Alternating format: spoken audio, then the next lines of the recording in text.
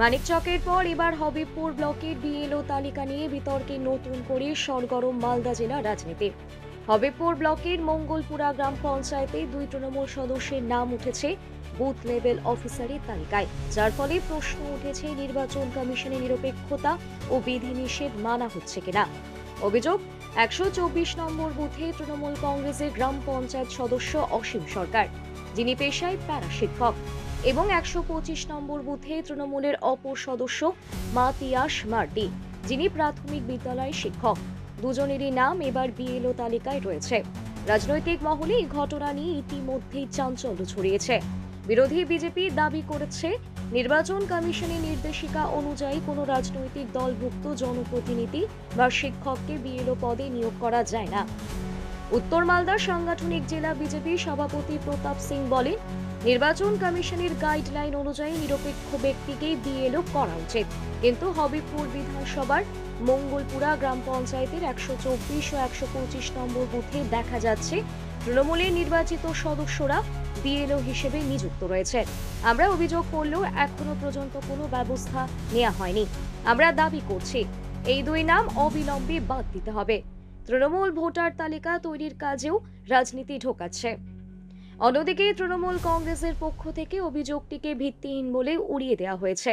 Habibpur block Trinamool Congress সভাপতি স্বপন সরকার বলেন, বিজেপির পায়ের তলার মাটি সরে যাচ্ছে বলেই এমন অভিযোগ করছে।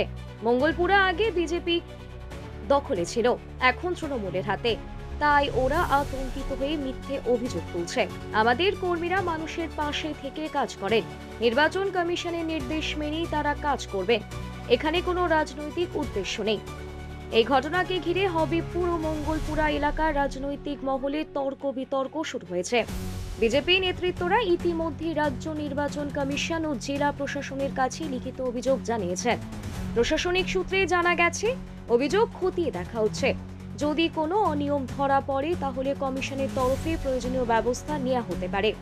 হবিবপুরের এই ঘটনায় আবারও সামনে এলো প্রশ্ন, ভোটার তালিকা প্রস্তুতির মতো গুরুত্বপূর্ণ প্রক্রিয়ায় কতটা রাজনৈতিক নিরপেক্ষতা বজায় রাখা হচ্ছে। আমাদের মূলত অভিযোগ হচ্ছে, নির্বাচনের কাজে নির্বাচন কমিশনের যে গাইডলাইন, সেই গাইডলাইনে আবার একটা এখানে ব্যতি রেখে যারা তৃণমূলের গ্রাম পঞ্চায়েতের নির্বাচিত সদস্য, যারা কন্ট্রাকচুয়াল আর টিচার, প্যারা টিচার, তাদেরকে রেখে দেওয়া হয়েছে হবিবপুর বিধানসভার মঙ্গলপুরা গ্রাম পঞ্চায়েতে। আমরা বারবার বলেছি, নির্বাচন কমিশনের গাইডলাইন মেনে স্বচ্ছতা সঙ্গে ভোটার তালিকা তৈরি হবে এবং তার কাজে নিযুক্ত যারা হবে তারা সরকারি কর্মচারী হবে, তারা তৃণমূলের নির্বাচিত জনপ্রতিনিধি হবে না। কিন্তু এখানে দেখা যাচ্ছে তৃণমূলের জনপ্রতিনিধিদের এত বারবার বলার পরে রেখে দিয়েছে।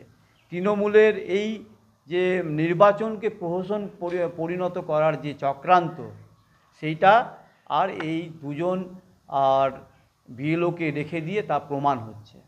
তাতে স্বচ্ছভাবে ভোটার তালিকা তৈরি হবে না, এবং স্বচ্ছভাবে ভোটার তালিকা তৈরি না হলে তৃণমূলের লাভ।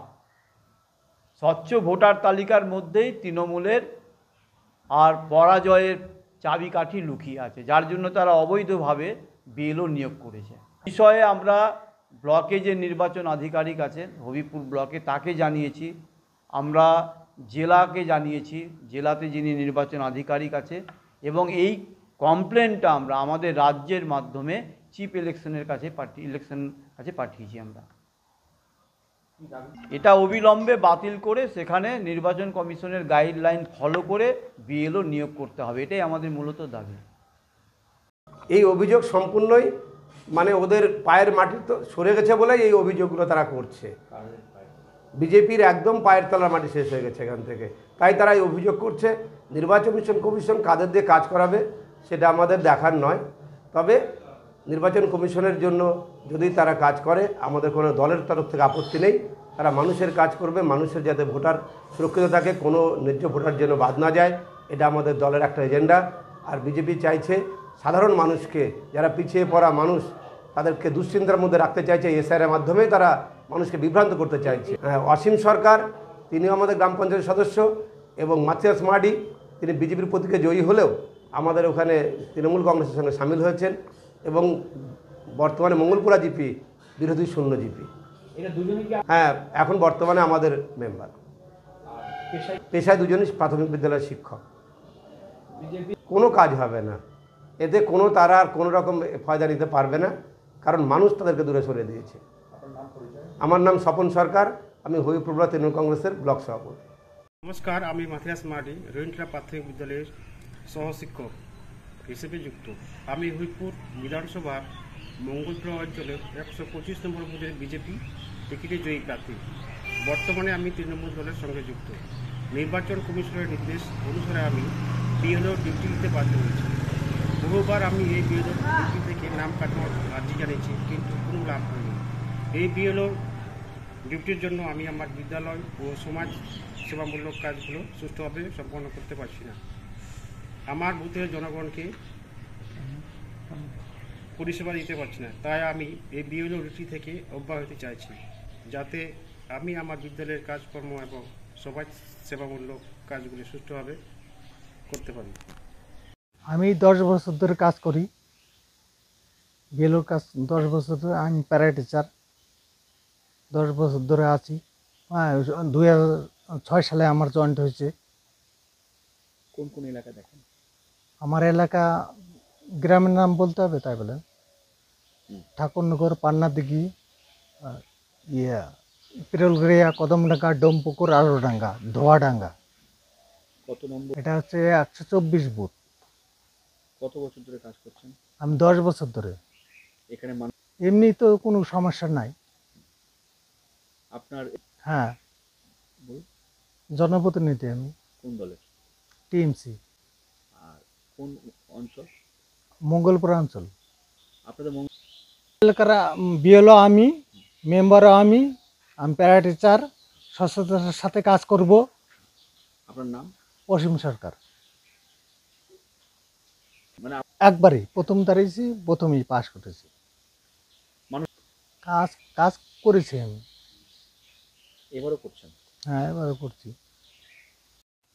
ওরা বলতে পারে, কিন্তু আমাদের বুথে কেউ কোনোদিন কেউ বলেনি। বিজেপি বলো আর সিপিএম, কেউ কোনো কথা বলে না। আমি স্বচ্ছতার সাথে কাজ করি।